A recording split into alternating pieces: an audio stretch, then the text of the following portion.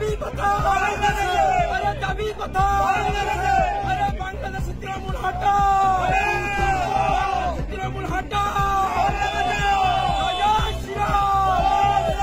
15 বছর পরে এই প্রথম এই সমবায় সমিতিতে ভোট প্রক্রিয়া হলো, তাও আবার প্রথমবারে আদালতে কেস করেছিল তৃণমূল হারার ভয়ে, এবং বিপুল আকারে ভোটে ভারতীয় জনতা পার্টির প্রত্যেকটা কর্মী, প্রত্যেকটা নেতৃত্ব, প্রত্যেকটা প্রার্থী মানুষ গতকাল রাত্রে বিপুল পরিমাণে টাকা বিনিয়োগ করে বিভিন্ন পাড়ায় পাড়ায় টাকা বন্টন করে আজকে ওরা কয়েকটা সিট পেয়েছে। কিন্তু ভারতীয় জনতা পার্টি প্রত্যেকটা কর্মী মানুষের হৃদয়ে, মানুষের মনের অন্তরে প্রবেশ করে আছে, তাই তারা মন থেকে ভালোবেসে ভোট দিয়েছে।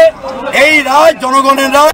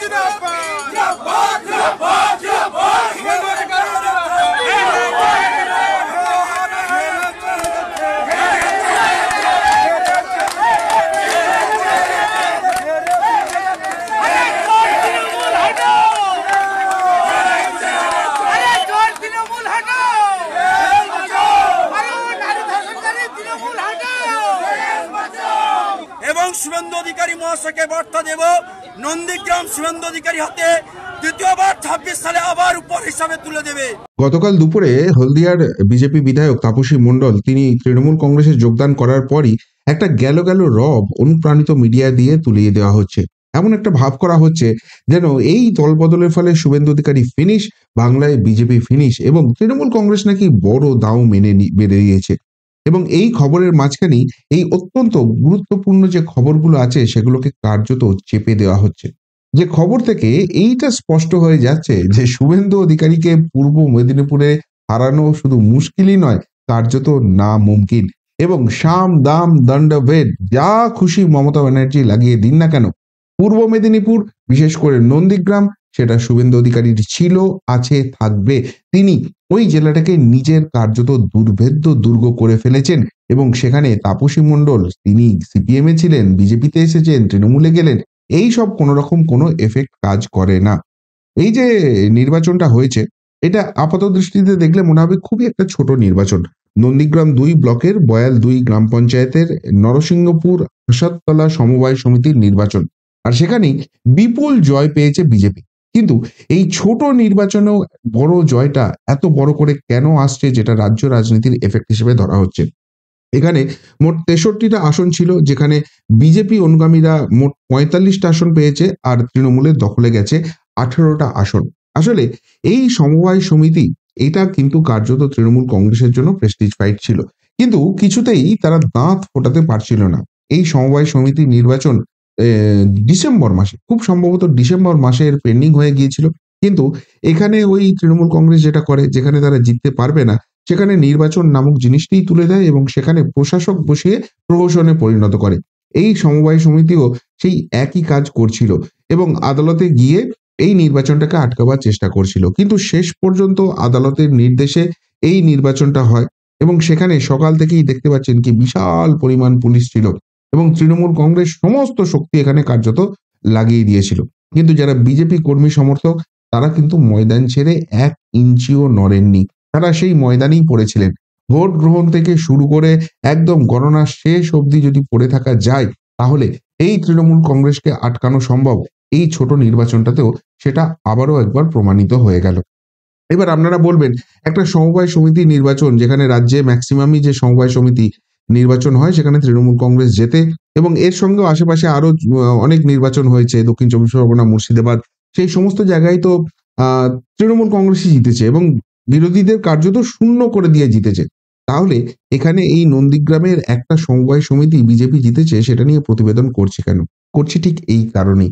কেননা আপনারা জানেন যে সমবায় সমিতির নির্বাচন তো ছেড়ে দিন, রাজ্যে যেগুলো ছোট নির্বাচন হয় মানে বিধানসভা নির্বাচনের নিচে, লোকসভা এবং বিধানসভা নির্বাচন বাদ দিয়ে সেখানে রাজ্য পুলিশ দিয়ে ভোট করানো হয় এবং সেই পুলিশরা নির্লজ্জ চটিচাটা দলদাসের মতো কাজ করেন, এমন অভিযোগই কিন্তু বারবার উঠে। এবং সেখানে ভোটটা আর থাকে না, সেখানে প্রহসন হয় এবং সমস্ত কিছু লুটপাট করে দিয়ে ভয় টয় দেখিয়ে সেখানে ভোটটা তৃণমূল ম্যানেজ করে নেয়। এখানেও বিজেপির যেটা অভিযোগ ছিল যে আগের রাত থেকে পুরো তৃণমূলের বাহিনী বেরিয়ে পড়ে এলাকায় এবং প্রচুর পরিমাণে তারা টাকা ছড়ায়। সেই টাকা ছড়ানোর ফলে তারা 18টা মতো আসন পেয়েছে, কিন্তু সেখানে সংখ্যাগরিষ্ঠ আসন কিন্তু বিজেপির ঝুলিতে গেছে, 45টা আসন বিজেপির ঝুলিতে গেছে। অর্থাৎ এখানে যতই পুলিশ থাকুক, যতই টাকা ছড়ানোর ব্যাপার থাকুক, শেষ অবধি মানুষের যে রায় সেটা বিজেপির পক্ষে আছে এবং সেটা আছে, সেটা তো বোঝা যাচ্ছে যখন আমরা লোকসভা নির্বাচনের ফলাফলটাও দেখছি। পশ্চিমবঙ্গে 18 থেকে নেমে 12 হয়ে গেছে, কিন্তু ভোট শতাংশ দেখুন, বিজেপি কিন্তু একটা স্টেডি ভোট ব্যাংক ধরে রেখে দিয়েছে। 2019-এ প্রথম যখন এই রাজ্যে বড় নির্বাচনে বিজেপি সাফল্য পেল, তখন একটা থিম তুলে দেওয়া হয়েছিল যে বামেদের ভোট রামে গেছে। হ্যাঁ, অবভিয়াসলি ভোট ট্রান্সফার না হলে এই ফলাফল হতো না, কিন্তু ভোট তো কারোর পৈতৃক সম্পত্তি নয়। সেই ভোটটা মানুষ বিভিন্ন রকম প্যারামিটার দেখেন এবং দেখে দেন। কিন্তু তারপরে আরো দুটো নির্বাচন কিন্তু বিজেপি ফেস করলো, মানে বড় নির্বাচনের কথা বলছি। একটা হচ্ছে বিধানসভা নির্বাচন, একটা হচ্ছে লোকসভা নির্বাচন। আসনের নিরিখে তৃণমূলের থেকে অনেক পিছিয়ে রয়েছে, কিন্তু দেখুন ওই ভোট শতাংশ 40%-এর আশেপাশেই কিন্তু বিজেপির ঘোরাফেরা করছে। অর্থাৎ 2019-এ এটা ট্রান্সফার হয়েছিল, এটা ঠিক কথা, কিন্তু ভোট শতাংশটা তারা কিন্তু স্টেডি জায়গায় রেখে দিয়েছে। 2 নম্বর অত্যন্ত গুরুত্বপূর্ণ যে জায়গাটা, এই যে ভোটটা বিজেপি পেয়েছে এর মধ্যে কিন্তু কোনো জল ভোট নেই, এর মধ্যে কিন্তু কোনো জাল ভোট নেই, এর মধ্যে কোনো রকম কোনো 2 নম্বরই করার নেই। বরং বিজেপি যে ভোটটা পেয়েছে সেটা বহু জায়গাতেই কিন্তু কেটে দেওয়া হয়েছে বা সেখানে এদিক ওদিক করা হয়েছে। অর্থাৎ এই প্রাপ্ত ভোটটা কিন্তু অলরেডি আরো 2-3% অ্যাড করা যেতে পারে, এমনটা অনেকেই মনে করেন। বিশেষ করে গেরুয়া শিবিরে কান পাতলেই সেই কথাটা শোনা যাবে এবং সেই কাজটা তারা করতে পেরেছে, বিপক্ষ শিবির করতে পেরেছে, শাসক দল করতে পেরেছে। তার কারণ এরকম মাটি কামড়ে পড়ে থাকার মতো নেতা কর্মী কিন্তু বিজেপি সব জায়গায় তৈরি করতে পারেনি। সংগঠনে এই জায়গাটা বিজেপির একটা বড় ঢিলেমি থেকে গেছে এবং সেই জন্যই কিন্তু এইসব জায়গায় প্রবলেম হয়েছে, যার জলজ্যান্ত প্রমাণ হচ্ছে পঞ্চায়েত নির্বাচন। বিভিন্ন জায়গায় আমরা যেখানে দেখছি লোকসভা বিধানসভাতে ড্যাং ড্যাং করে বিজেপি জিতছে, সেখানে কিন্তু যখন লোকাল লেভেলের নির্বাচন হচ্ছে সেই জায়গাটায় বিজেপি হেরে ভূত হয়ে যাচ্ছে। কিন্তু এর একটাই কারণ, তার কারণ হচ্ছে মানুষ ভোটটা দিচ্ছে কিন্তু ভোটের কাউন্টিং এ গিয়ে সব গোলমালটা হয়ে যাচ্ছে।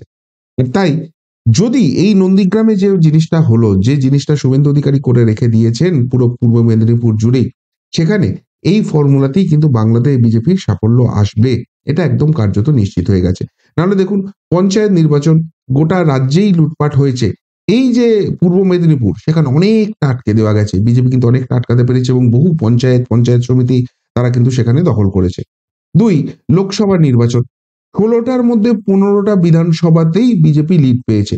সেটা কি শুধুমাত্র শুভেন্দু অধিকারীর জন্য? না, তা তো নয়। মানুষ বিজেপিকেই ভোট দিয়েছে, শুভেন্দু অধিকারী অবভিয়াসলি একটা ফ্যাক্টর, কিন্তু সেখানে বিজেপি প্রতীকটা দেখেই তো মানুষটা ভোট দিয়েছেন। সুতরাং সেই যে জায়গাটার প্রকৃত ফলাফলটা, প্রকৃত কাউন্টিংটা, এটা সামনে রেজাল্টটা আনা গেছে, তার একটাই কারণ হচ্ছে, সেটা হচ্ছে যে এখানে সংগঠনটা পাকাপোক্ত আছে।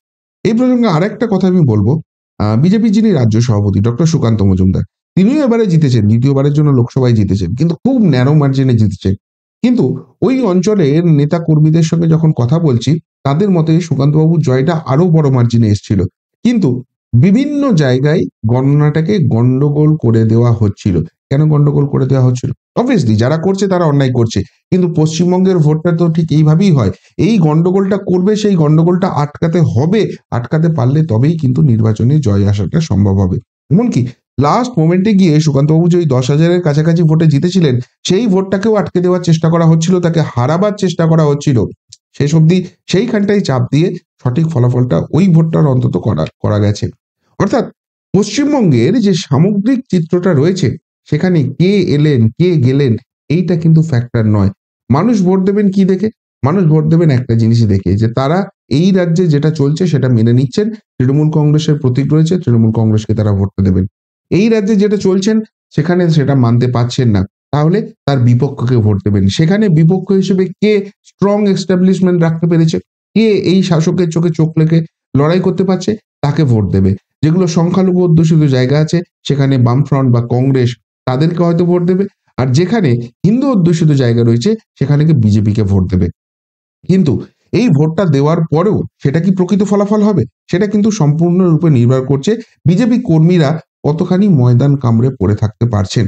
আর সেটাই কিন্তু নন্দীগ্রাম মডেল দেখিয়ে দিল যে মাটি কামড়ে ময়দান কামড়ে যদি পড়ে থাকা যায় তাহলে কিন্তু ফুল ফুটবেই, এবং সেই ফুলটার নাম হবে পদ্ম। অর্থাৎ এখানে ওই কে এলো কে গেল এত কিছু করেও কোনোরকম কোনো লাভ হচ্ছে না। আমরা লোকসভা নির্বাচনেও দেখেছিলাম তৃণমূল কংগ্রেস কি পরিমাণ এফোর্ট লাগিয়েছিল গোটা পূর্ব মেদিনীপুরটা নিজেদের আনতে। কাঁথি তমলুক দুটোই তাদের জেতা সিট ছিল, কিন্তু শুভেন্দু অধিকারী চলে আসার পর সেই সিট তারা তো ধরে রাখতে পারেনি। 16টার মধ্যে 15টা বিধানসভা বেরিয়ে গেছে। ফলে ওই কে দলবদল করলেন কে দলবদল করলেন না এইটা ফ্যাক্টর নয়। বিজেপিকে যেটা এখন কনসেন্ট্রেট করতে হবে অবভিয়াসলি সেটা হচ্ছে বুথ লেভেলের কর্মী, বুথ লেভেলের সংগঠন, সেটাকে কিন্তু স্ট্রং করতে হবে। যেটা শুভেন্দু অধিকারী অ্যাটলিস্ট নিজের এলাকায় করতে পেরেছেন, শুভেন্দু অধিকারী অ্যাটলিস্ট নিজের জেলায় করতে পেরেছেন। এইটা যদি গোটা রাজ্যে বিজেপি করতে পারে বহু আসনের ফলাফল অন্যরকম হবে। কিন্তু প্রবলেমটা হচ্ছে বিজেপির অভ্যন্তর থেকেই অভিযোগ ওঠে তাদের সাংগঠনিক বিভিন্ন স্তরে এই বিভিন্ন পদ দেওয়ার জন্য যারা বসে আছেন তারা সঠিক কাজটা করছেন তো, তারা কোথাও শাসকের সঙ্গে হাত মিলিয়ে নেই তো, এই প্রশ্নটা সব থেকে বড় হিসেবে দেখা দিচ্ছে। ফলে যে সাংগঠনিক রদবদল হচ্ছে যেটা সুনীল বানশালজির হাত ধরে হচ্ছে, সেইখানে কিন্তু এবারে অগ্নি পরীক্ষা। এবারেও কিন্তু অনেক জায়গা নিয়ে ইতিমধ্যেই প্রশ্ন উঠতে শুরু করে দিয়েছে, অনেক জায়গা নিয়েই ডামাডোল হচ্ছে।